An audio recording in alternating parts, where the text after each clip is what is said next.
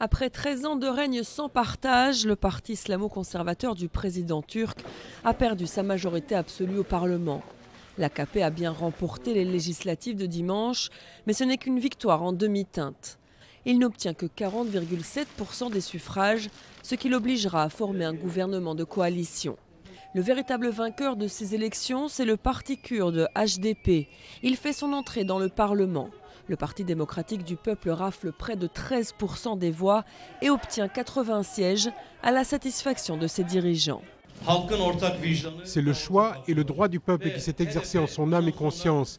Et à partir de ce soir, le HDP ne sera plus jamais tenu à l'écart d'aucun projet ou d'aucun programme concernant la Turquie et de tous ses peuples. Le HDP comptait jusque-là 29 sièges dans l'Assemblée sortante. Des députés élus sous l'étiquette indépendante pour contourner le seuil des 10%. Ils n'avaient retrouvé leur couleur et formé un groupe qu'une fois en fonction.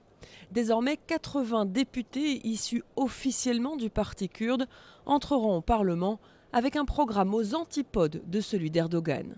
Les dirigeants du parti présidentiel, le Premier ministre en tête, tentaient dimanche soir de minimiser l'impact de ces résultats tout en mettant en garde leurs adversaires politiques. Les gens ont fait leur devoir, nous leur en sommes reconnaissants. Leur volonté est au-dessus de tout. Mais il faut savoir que toutes les mesures seront prises pour éviter des atteintes à la stabilité et à la paix de la population. Ce premier faux pas électoral sonne comme une sévère défaite pour Erdogan, qui avait fait de ce scrutin un référendum autour de sa personne. Désormais, le président turc devra apprendre à partager le pouvoir.